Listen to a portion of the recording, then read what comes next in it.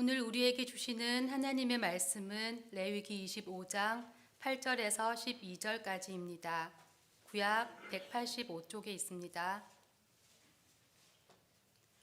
너는 7 안식년을 계수할지니 이는 7년이 7번인즉 안식년 7번 동안 곧 49년이라. 7째 달 열흘 날은 속죄일이니 너는 뿔라팔 소리를 내되 전국에서 뿔라팔을 크게 불지며 너희는 50년째 해를 거룩하게 하여 그 땅에 있는 모든 주민을 위하여 자유를 공포하라.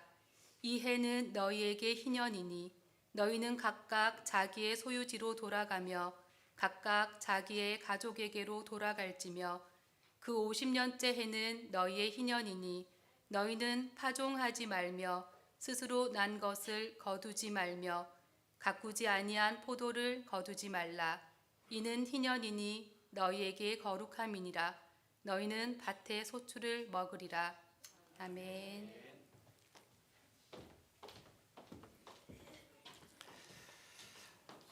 훨씬 낫습니다. 제가 하는 것보다. 앞으로 계속 이렇게 좋은 목소리로 또 영감 있게 말씀들을 또 이렇게 봉독해 주시면 감사하겠습니다. 혹시 여러분 18세기의 고전 문학 중에서 빅토르 유고가 썼던 레 미제라블이라고 하는 영화도 우리나라에서 소개를 이렇게 한 적이 있었죠. 그 장발장에 대해서 나온 그 책인데 거기 안에 보면 이런 내용이 있습니다. 이 장발장이 19년 동안 감옥에서 있게 되죠. 그리고 출소를 하게 되어집니다. 출소를 하면서 정부에서 주어지는 이 종이 한 장이 있어요. 어떻게 보면 이거는 이제 출소 증명서인데 그 증명서 안에는 딱 한 글자가 써져 있습니다. 뭐라고 하냐면 위험한 인물이라고 써져 있어요. 근데 이것을 들고 어디를 가게 되어지면 사람들이 다 기피를 하는 거예요. 그러니까 먹을 것을 구해도 잠잘 것을 좀 어떻게 구해도 사람들은 먼저 증명서를 보자하고 그리고 그 증명서에 쓰여져 있는 글을 보니 글자를 보니 다 사람들이 거부를 하게 되어집니다. 그때 장발장이 점점 깨닫게 됩니다. 자신은 분명 감옥에서 나왔는데 이제 내 안에서 이 감옥이 내 안에서 나온 것 같은 그것을 느끼게 되어지는 거이죠. 해가 저물 무렵입니다. 어느 작은 마을에 들어갔는데 여전히 그 땅에서도 다 이 장발장 거부를 하게 되죠. 그런데 마지막 저 끝자락에 있는 조그만 성당 하나, 노 주교가 있는 그 집에서는 상황이 좀 달라집니다. 이분이 그냥 받아들이죠. 그리고는 장발장에 대해서 과거를 묻지를 않습니다. 문을 열어주고 이렇게 얘기합니다. 여기서는 편하게 쉬세요. 편하게 쉬세요. 그날 밤에 장발장은 그 집에서 베풀어 주신 식탁에서 격음식을 이제 배를 채웁니다. 그리고 잠을 자면서 그때의 본인이 느껴지는 게 있는 거예요. 그때부터 그 순간부터 장발장의 인생이 바뀌어집니다. 새로운 인생이, 그러니까 인생이 방향을 틀어버리는 거예요. 우리는 여기서 생각을 해봅니다. 장발장을 살리는 것, 그가 결심했다고 살아난 게 아니라니까요. 내가 이제 새로운 사람이 될 거야 라고 결단을 해서 또 노력을 해서 그가 새로운 인생을 삶을 사는 게 아니라 그를 받아준 한 사람, 그리고 그 사람이 서 있던 그 은혜의 자리, 그 은혜의 자리가 그를 살렸다 이 말이에요. 사람은요, 우리는 그렇습니다. 기억으로 살아요, 사람들은. 그래서 저 사람을 봐도 과거에 대해서 우리는 기억을 하고 그걸로 인해서 판단하고 정죄도 하고 우리는 모두가 다 기억으로 살지만 여러분, 교회는 그렇지 않습니다. 교회는 은혜가 스며든 그 땅 위에 서서 산다 이 말이에요. 그러니까 지금 여러분, 오늘 우리가 이 예배를 드리는 이 자리 말입니다. 이미 50년 전에 그때에 처음 예배 드리는 그 떨림이 있었을 거예요. 우리는 알지 못하지만 그들은 얼마나 감격으로 그때의 예배를 드렸을까. 그 50년 전에 그들이 예배를, 이 교회를 시작하면서 얼마나 눈물을 흘리면서 이 교회가 시작되었을까. 말할 수 없는 헌신들, 그 이름도 없이 사라졌던 분들, 그들의 그 헌신이 사실 여러분 이 교회에 지금 이 땅에 묻혀 있는 거예요. 그 위에 우리가 섰다 이 말이에요. 그래서 성경은 희년이라고 하는 것을 얘기를 할 때에 시간의 제도를 설명하지 않습니다. 시간이 50년 이게 아니라 어떻게 보면 땅의 사건이에요. 이 땅에 50년 전에 있었던 그 사건을 얘기를 하는 거예요.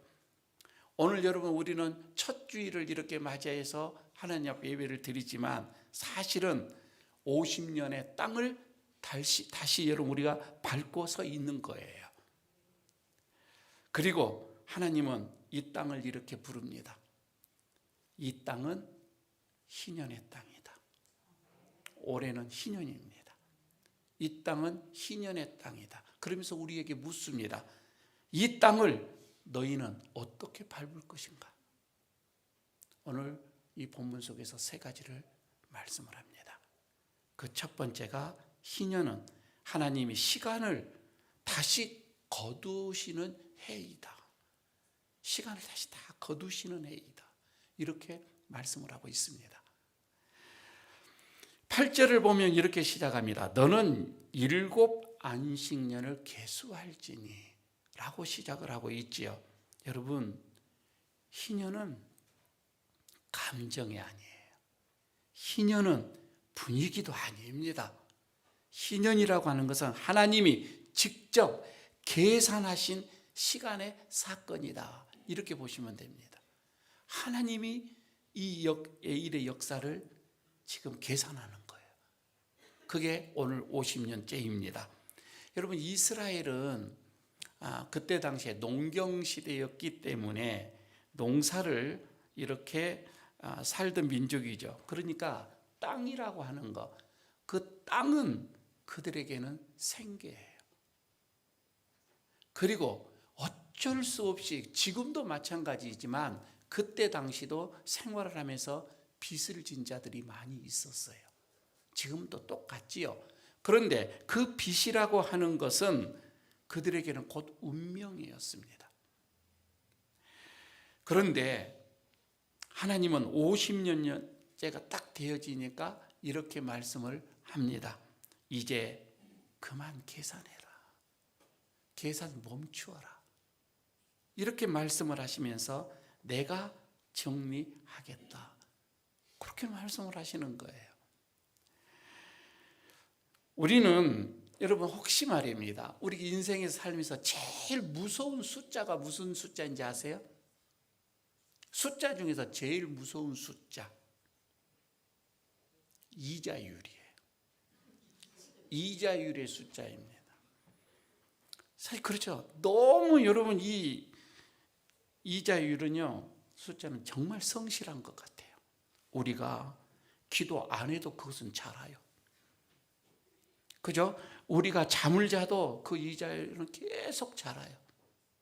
우리가 심지어 회개를 해도 그 이자율은 자라고 있어요. 그게 얼마나 무서워요. 어떤 분은 이렇게 얘기합니다. 목사님, 저 원금은 얼마 안 돼요. 그런데 왜 이렇게 힘듭니까? 라고 말하신 분이 있어요. 여러분, 그렇습니다. 그 이유는 간단해요. 인생의 원금보다 이 이자율, 이 이자가 더 무섭기 때문에 그렇습니다. 그런데 희년은 뭔지 아십니까? 하나님이 어느 날 우리에게 내려오십니다. 그리고는 인생의 어떤 이 인생의 계산기를 이렇게 보시면서 말씀을 합니다. 너무 많이 눌러버린 숫자다. 하나님이 그렇게 말씀을 하신 것 같아요. 그리고는 이자를 포함 우리 모든 인생의 이 계산기를 다 꺼버리는 해, 그게 희년이에요. 꺼버립니다. 이제부터는 네가 쌓아온 그 숫자로 살지 말라. 네가 그렇게 계산하면서 사는 그걸로 살지 말라. 내가 베푼 은혜로 살아라. 여러분, 이게 희년입니다. 그래서 희년은 숫자가 사라진 해다, 이것보다는 은혜가 보여지는 해예요. 하나님의 은혜가 보이기 시작을 하는, 그게 희년이다. 여러분, 교회도 마찬가지입니다. 50년 동안 여러분, 우리 얼마나 많은 계산을 하고 이 교회가 살아왔습니까? 50년 동안 말입니다. 우리가 보기에는 정말 아쉬운 시간들도 많이 있었을 거예요. 그리고 놓친 기회도 많이 있었을 거예요. 그러나 하나님은 이렇게 말합니다. 이 교회가, 이 에일 교회가 여기까지 잘 왔다. 잘 왔다. 다시 하나님께서 계산하십니다. 그리고 오늘 말씀을 합니다. 이제는 올해는 계산하지 말라. 계산하지 않아도 된다. 하나님이 시간을 거두시는 해가 희년이라. 두 번째 말씀을 합니다. 희년은 되돌아오는 은혜의 해입니다. 되돌아오는. 그러니까 오늘 10절에서 이렇게 얘기를 하죠. 너희는 그 50년째 해를 거룩하게 하여 이 땅에 있는 모든 주민에게 자유를 공포하라. 자, 오늘 여기에서 여러분 10절에서 있는 중요한 핵심의 단어는 자유입니다. 중심의 단어가 이 자유예요. 그런데 여러분, 이 단어는, 이 자유라고 하는 단어는 단순히 우리가 생각하는 해방, 그 단어가 아니에요. 해방의 단어가 아니라 이 히브리 말로 데로르라고 하는 이 단어인데, 이거는 노예가 물론 풀려났을 때에 쓰는 단어이기도 합니다. 그러나 그 근본 정신, 그 단어의 근본적인 그 뜻은 뭐냐면은 방황의 종결이에요. 방황이 끝났다, 이 말입니다. 다시 말하면은 본래의 자리로 돌아가는 자유, 이것을 말했다, 이 말이에요. 해방, 이것이 아니라 이제 내가 내 본래 자리로 돌아간다. 희년이 선포되면 종은 내가 풀려났다, 그 말보다는 이제는 내가 너의 집으로 돌아가라, 이 말이거든요. 너의 집으로 돌아가라. 빼앗겼던 물건들이, 빼앗겼던 어떤 이런 재산이 돌아오고, 여러분, 이런 의미보다는 잃어버렸던 자리, 이것을 회복하는 해. 여러분, 이게 희년입니다. 인생을 여러분 우리가 살다 보면 이런 분들이 있죠. 분명 저분이요, 그렇게 노력하고 힘써서 집을 샀어요. 내 집을 마련했어요. 그런데 그분을 보면 여전히 전셋집에서 살아. 그 마음은 분명히 내 주소가 있어야지. 문패도 있어요. 내 주소가 분명히 있는데 그분은 아직 정착을 못해, 거기에서. 그런 분들이 있죠. 직장은 다닙니다. 그런데 그 마음 생각은 여전히 면접 중이에요. 직장을 다니면서도 마음은 오늘 다 면접 본다. 월급은 받아요. 월급은 받으면서도 마음 한껏에서는 합격 통보를 또 기다리고 있는 그런 마음으로 사는 분들이 많이 있더라는 겁니다. 여러분, 신앙도 여러분 마찬가지예요.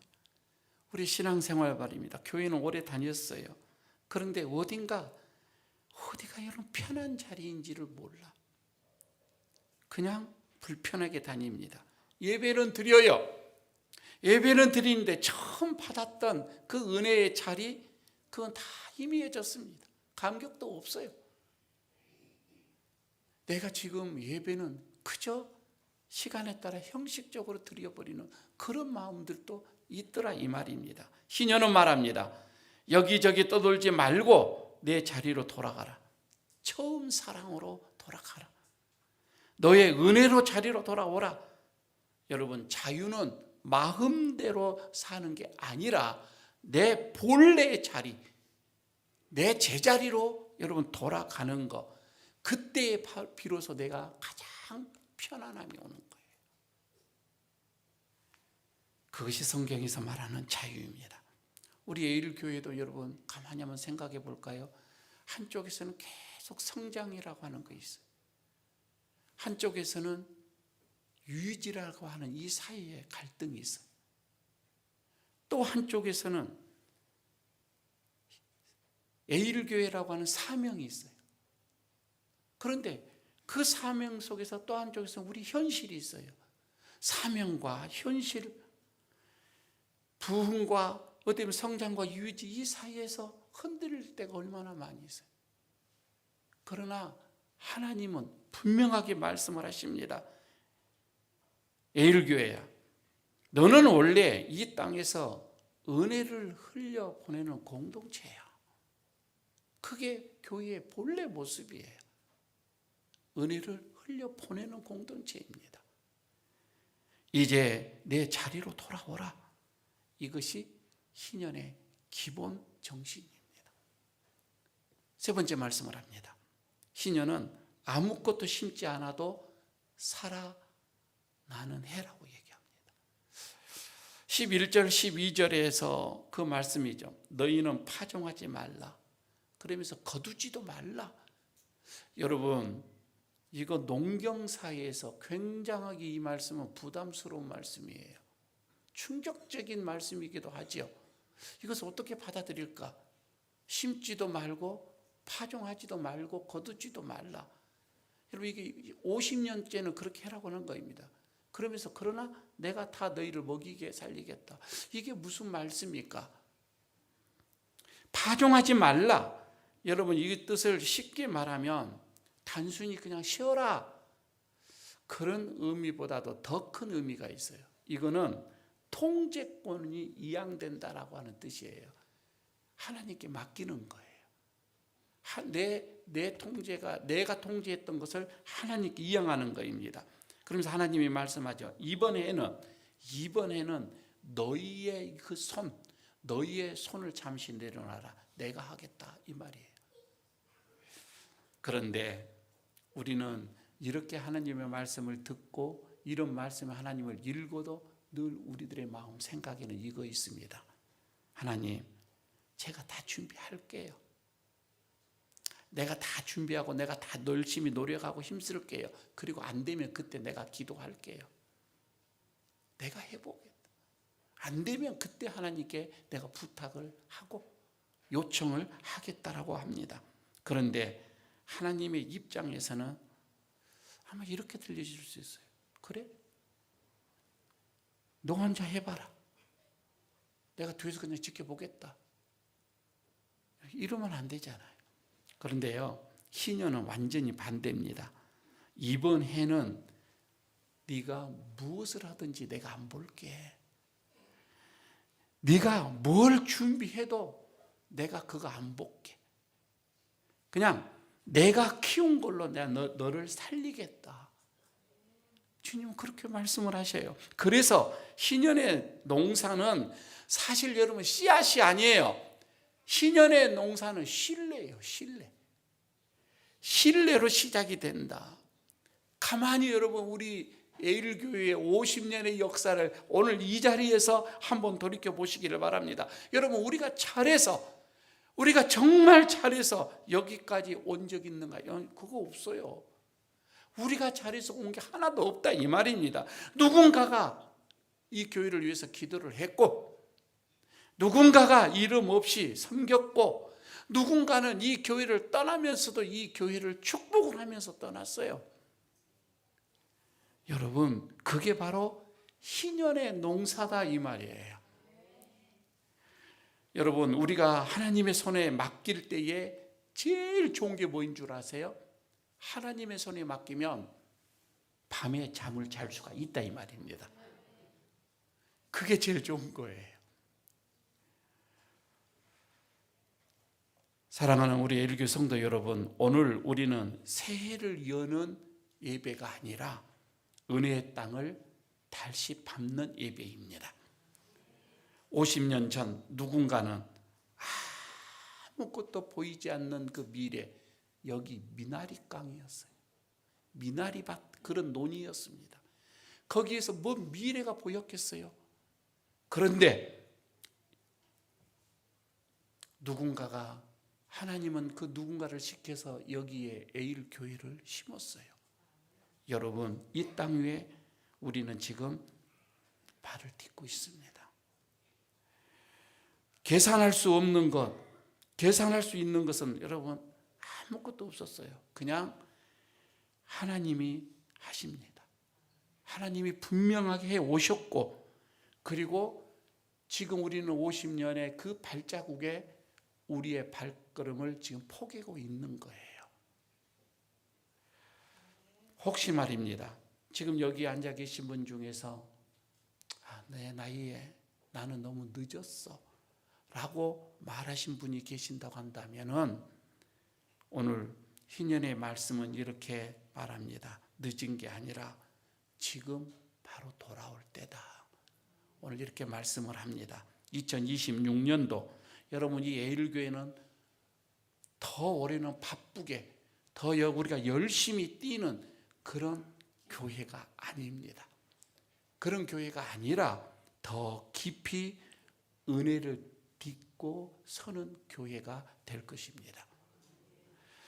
그리고 언젠가 다음 세대가 다시금 이 땅을 밟을 때에 이렇게 얘기를 할 것입니다. 여기에 은혜가 있었다. 아마 다음 세대들도 또 우리처럼 이런 고백을 해야 되지 않겠습니까? 기도하겠습니다. 오늘 우리가 이 자리에 서 있는 이유가 우리의 열심이나 수고가 아니라 하나님께서 먼저 이 땅을 기억해 주셨기 때문임을 고백합니다. 50년의 시간을 돌아보니 우리가 잘해서 온 길보다는 붙들어 주셔서 넘어지지 않았던 순간들이 더 많았음을 봅니다. 계산해 보면 설명되지 않지만 은혜로 보면 분명했던 길을 오늘 다시 밝게 하시니 감사합니다. 주님, 우리가 그동안 너무 많은 계산을 하며 살았습니다. 앞으로 될까 안 될까, 될 만큼만 믿고 할 수 있을 것만큼만 순종했던 그 마음을 이 시간 주님 앞에 내려놓습니다. 이제는 숫자가 아니라 은혜로 살게 하시고, 속도가 아니라 방향으로 걷게 하시며, 성과가 아니라 신실함으로 교회를 세우게 하옵소서. 희년의 주님, 우리를 다시 제자리로 불러주시옵소서. 처음 사랑했던 믿음으로, 처음 기도했던 마음으로, 처음 이 땅을 밟던 그 떨림으로 돌아가게 하옵소서. 아무것도 심지 않아도 주님이 키우신 것으로 살게 하시고, 우리가 손을 내려놓을 때에 하나님의 손이 더 분명히 붙들고 계심을 2026년 한 해 동안 경험하게 하옵소서. 이 교회를 기억하시는 하나님, 에일교회를 앞으로도 은혜가 흘러나오는 땅으로 사용해 주시고, 다음 세대가 이 자리를 밟을 때에 여기에는 하나님이 계셨다라고 고백하게 하옵소서. 이 모든 말씀 신년이 되시는 우리 주 예수 그리스도의 이름으로 기도드리옵나이다. 아멘.